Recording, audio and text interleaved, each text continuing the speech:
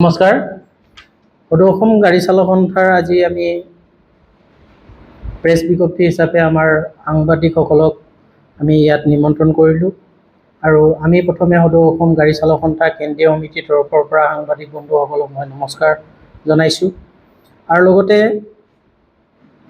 এই প্ৰেছ মিটটো কিয় দিবলগীয়া হ'ল এই কথাখিনি মই অৱগত কৰিব বিচাৰিছোঁ।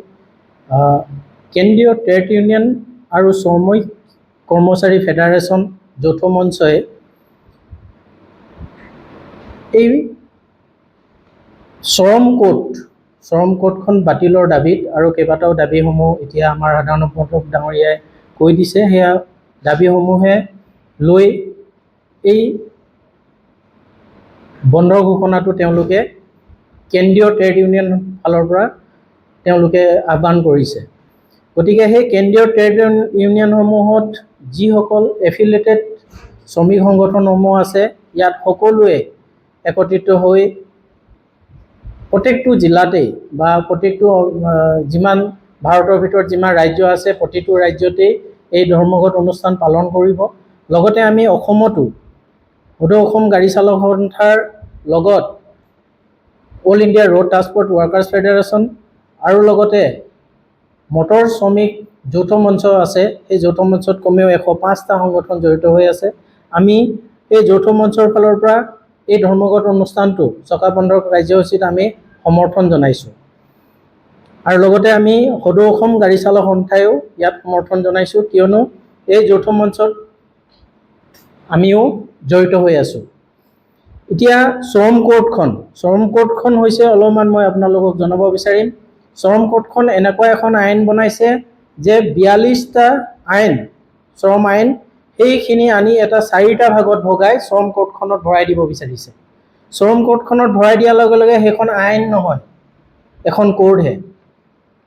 সেইখন ভৰাই দিয়াৰ লগে লগে যদি গৃহীত হৈ যায় তেতিয়াহ'লে আমি কোনো শ্ৰমিকৰ অধিকাৰ নাথাকে। আমি ইমান টকা পাব লাগিব বা আমাৰ দৰমহা নাপাইছোঁ, আমাক কোনোবাই মাৰধৰ কৰিছে বা আমাক ESI PF নাপাইছোঁ, এইবোৰ যদি আমি আমাৰ যেনেকৈ এতিয়া শ্ৰম অফিচত গৈ পিনে আমি কমপ্লেইন কৰোঁ, সেইটো আমি কৰিব নোৱাৰোঁ। কেন্দ্ৰীয় চৰকাৰে এনেকুৱা এটা আইন আনিছে য'ত নেকি শ্ৰমিকৰ কোনো অধিকাৰেই নাথাকে, অকল পুঁজিপতিসকলৰ কাৰণে তেওঁলোকে এই আইনখন কৰিব বিচাৰিছে। গতিকে এই আইনখনক আমি তীব্ৰ তাৰ গৰিহণা জনাইছোঁ আৰু আমি এইখন মানি নলওঁ। সেইকাৰণে আমিও দাবী কৰিছোঁ যে এই শ্ৰম কোডখন বাতিল কৰক। লগতে যেনেকৈ অসম চৰকাৰে টুল টেক্সটো এতিয়া টুল গেটবোৰ উঠাই দিব আৰু ছেটেলাইট যোগেদি এই টুল টেক্স কাটিব। আমাৰ অসমৰ মুখ্যমন্ত্ৰী ডাঙৰীয়াক ক'ব বিচাৰিছোঁ, প্ৰথমে ৰাস্তাটো ঠিক কৰক। আমি এতিয়া আছোঁ তিনিচুকীয়াত এনেকুৱা জৰাজীৰ্ণ অৱস্থা, মানে আপুনি য'তে যায় ৰাস্তা পদূলি একেবাৰে ঠিক নাই। কোনোবা এজন পেচেণ্ট যদি সময়মতে মই মেডিকেললৈ লৈ যাওঁ বুলি কয়, কিন্তু সেই পেচেণ্টজন সময়মতে নাপায়গৈ। কেইবাটাও তেনেকুৱা ঘটনা হৈছে, ৰাস্তাতে তেওঁ মৃত্যুমুখত পৰিছে। গতিকে মই সদৌ অসম গাড়ী চালক সন্থা কেন্দ্ৰীয় সমিতিৰ তৰফৰ পৰা মুখ্যমন্ত্ৰী ডাঙৰীয়াক মই আহ্বান জনাইছোঁ যে আপোনালোকে প্ৰথমে ৰাস্তাটো ঠিক কৰক, ৰাস্তা পদূলি ঠিক কৰক। যেতিয়ালৈকে ৰাস্তা পদূলি ঠিক নহয় তেতিয়ালৈকে আপোনালোকে এই যে ছেটেলাইট যোগেদি টুল টেক্স সংগ্ৰহ কৰিব, ছেটেলাইট যোগেদি টুল টেক্স যদি সংগ্ৰহ কৰে, ক'ত কিমানখিনি ৰাস্তাৰ ভিতৰত আপুনি টুল টেক্স কৰিব? অকল টেক্সে আমি ভৰি থাকিমনে? অসমৰ জনসাধাৰণ সজাগ হ'বলৈ হ'ল। মই অসমত যিমানখিনি আমাৰ জনসাধাৰণ আছে, আমাৰ ৰাইজক মই অৱগত কৰিব বিচাৰিছোঁ, আপোনালোকে এই টেক্সবোৰ ইমানকৈ যে দি আছে, আপোনালোকে সজাগ হ'বলৈ হ'ল। আমাৰ প্ৰতিবাদী কাৰ্যসূচী বা ধৰ্মঘট অনুষ্ঠান, চকা বন্ধ কাৰ্যসূচী, ইয়াত আপোনালোকৰ সমৰ্থন বিচাৰিছোঁ। অসমৰ প্ৰতিখন ৰাজ্য আৰু প্ৰতিখন জিলা, প্ৰতিখন গাঁৱৰ পৰা প্ৰতিখন ঘৰতে এখন চালক আছে, গাড়ী আছে। প্ৰতিজনকে মই অনুৰোধ জনাইছোঁ যে আপোনালোকে এই চকা বন্ধৰ কাৰ্যসূচীত সমৰ্থন জনাওক। আৰু লগতে বাকীবোৰ দাবীসমূহ আমাৰ সাধাৰণ সম্পাদক ডাঙৰীয়াই কৈছেই। গতিকে কোনো এটা আইনেই আমি যিবোৰ নিয়ম আছে, এইবোৰ কোনো চৰকাৰে যিবোৰ আইন বনাইছে, এইবোৰ আইন আমি মানি ল'ব নোৱাৰোঁ। 2019 যিখন এখন আইন আনিছে, মটৰ শ্ৰমিকৰ আইন এখন, সেইখনতো 2088 যেতিয়া 1988 এখন আইন তেওঁলোকে প্ৰণয়ন কৰিছিলে, তেতিয়া আমি প্ৰতিবাদ কৰিছিলোঁ। সেই তেতিয়া 5 টকা ফাইন আছিলে মাহত, কিন্তু এতিয়া 50 টকা মাহত ফাইন দিব লাগে। সেই তেতিয়াৰ পৰা তেওঁলোকে আমি হ'ব এইটো অলপ দিনৰ কাৰণে স্থগিত ৰাখিম কৈছিলে, কিন্তু তেওঁলোকে সেইটো নকৰি আকৌ কৰোণাৰ সময়ত এই 2019খন আকৌ বলবৎ কৰিলে।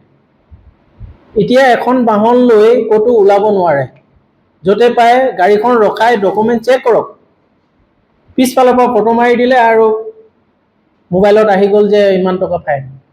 আৰু যদি সুধিবলৈ যাওঁ যে ফাইনটো কিহৰ কাৰণে কাটিলে, তই বোলে মোৰ লগত বিতৰ্ক কৰিছোঁ, আকৌ 2000 টকা অতিৰিক্ত ফাইন।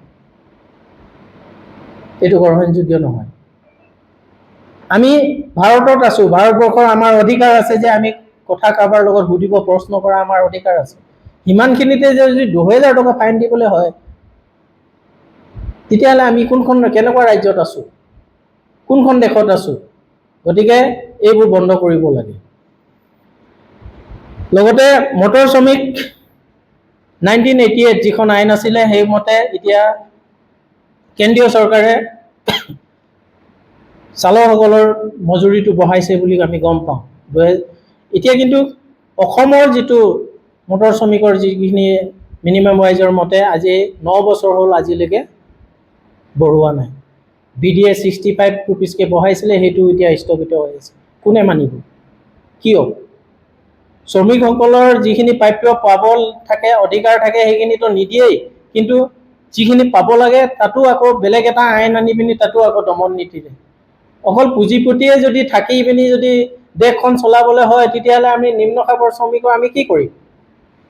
আমি কি কৰিম? ক'ত যাম? কি নিম্ন খাপৰ মানুহখিনি মানুহ নহয়? গতিকে মই আমাৰ দেশৰ মুখ্যমন্ত্ৰী আৰু আমাৰ ৰাজ্যৰ মুখ্যমন্ত্ৰী আৰু দেশৰ প্ৰধানমন্ত্ৰীক মই অনুৰোধ জনাইছোঁ, এইবোৰ আপোনালোকে চালি জাৰি চাওক, চাই পিনি কমচে কম নিম্ন চাপৰ শ্ৰমিকসকলক অলপমান সকাহ দিয়ক। তেওঁলোকৰ যিখিনি প্ৰাপ্য পাবলগীয়া সেইখিনি আপোনালোকে দিয়াৰ ব্যৱস্থা কৰক। আৰু যদি নকৰে বা এনেকৈ আইন আনি পিনি আপুনি জবৰদস্তি যদি আইন জাপি দিয়ে, তেতিয়াহ'লে কিন্তু আমি আন্দোলন কৰিবলৈ বাধ্য হ'ম। আমি আন্দোলন কৰিব নিবিচাৰোঁ, চকা বন্ধ কৰিব নিবিচাৰোঁ, ৰাইজক হাৰাশাস্তি দিব নিবিচাৰোঁ, কিন্তু বাধ্যত পৰিছোঁ।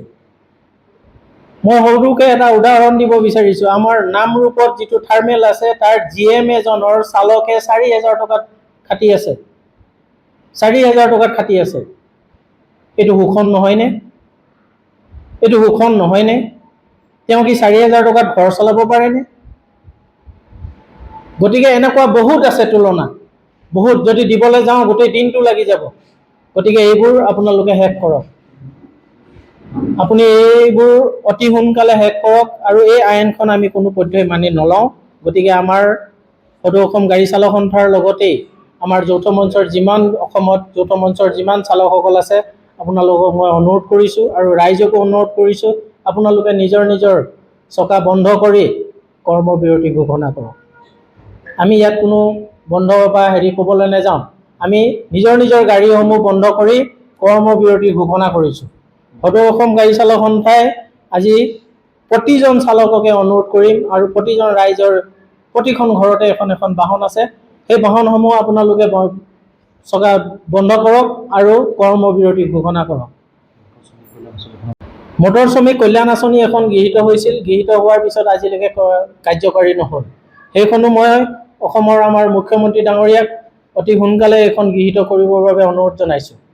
আৰু ইয়াকে ক'লোঁ, আজি আমাৰ প্ৰেছ মিটটো আমি ইয়াতে সামৰিছোঁ। ধন্যবাদ। নমস্কাৰ। আজি আমি সদৌ অসম গাড়ী চালক সন্থা কেন্দ্ৰীয় সমিতিয়ে আজি আমি এই সংবাদ মেলখন আয়োজন কৰিছোঁ।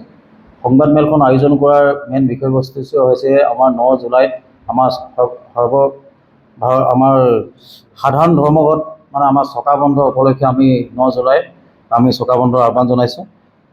কেন্দ্ৰীয় ট্ৰেড ইউনিয়ন কৰ্মচাৰী আৰু ফেডাৰেশ্যনসমূহ আৰু সংযুক্ত কৃষক মৰ্চাৰ আহ্বানত দেশজোৰা সাধাৰণ ধৰ্মঘটৰ সমৰ্থনত আৰু অসমৰ মটৰ শ্ৰমিক সংগঠনসমূহৰ সিদ্ধান্ত অনুসৰি 9 জুলাইত দেশজোৰা ধৰ্মঘটৰ সমৰ্থনত অসমত চকা বন্ধ সফল কৰক। যিহেতু 9 জুলাই চকা বন্ধ আমাৰ ট্ৰেড ইউনিয়নবিলাকে আমাৰ বন্ধ অৰ্গেনাইজ কৰিছে আৰু আমাৰ বন্ধটো জনাইছে। আমিও সদৌ অসম গাড়ী চালক সন্থাই আমাৰ যিহেতু আমাৰ যিমানখিনি পৰিবহণ সন্থাৰ আছে সেই পৰিবহণ সন্থাৰ ফালৰ পৰা আমাৰ এই বন্ধত সঁহাৰি জনাইছে, পূৰ্ণ সমৰ্থন জনাইছে আৰু আমাৰ সদৌ অসম গাড়ী চালক সন্থাৰ ফালৰ পৰা আমি পূৰ্ণ সমৰ্থন জনাইছোঁ। আৰু বন্ধটোক আমি তিনিচুকীয়াত সৰ্বাত্মক কৰিবলৈ আমি প্ৰয়াস কৰিম। আমাৰ যি বিষয়ববীয়াসকল আছে, আমাৰ অসমৰ বিভিন্ন প্ৰান্তত আমাৰ জিলা সমিতিবিলাক আছে, আমি প্ৰত্যেকখন জিলাত আমি তেখেতলোকক কৈছোঁ যে প্ৰত্যেকখন জিলাত আপোনালোকে পষ্টাৰ লগাই আৰু শান্তিপূৰ্ণভাৱে আপোনালোকে প্ৰতিবাদ কাৰ্যসূচী লওক। আপোনালোকে চকা বন্ধ সফলভাৱে ৰূপায়ণ কৰিবলৈ আমি তেখেতলোকক অনুৰোধ জনাইছোঁ। আৰু যিহেতু আজি আমাৰ এই সদৌ অসম গাড়ী চালক সন্থাৰ কিছুমান দাবী আছে, আমাৰ 10টা দাবী লৈ কিনে এই আমাৰ চকা বন্ধ যি কাৰ্যসূচী দিয়া হৈছিলে, এই দাবীকেইটা মই আপোনালোকৰ আগত পাঠ কৰি দিছোঁ। শ্ৰমিক বিৰোধী শ্ৰম কোড অতি শীঘ্ৰে বাতিল কৰক, 1 নম্বৰ দাবীটো হৈছে আমাৰ। 2 নম্বৰ দাবীটো হৈছে অসম চৰকাৰে গ্ৰহণ কৰা অসমৰ মটৰ পৰিবহণ শ্ৰমিক সামাজিক সুৰক্ষা আঁচনিখন অতি শীঘ্ৰে কাৰ্যকৰী কৰক।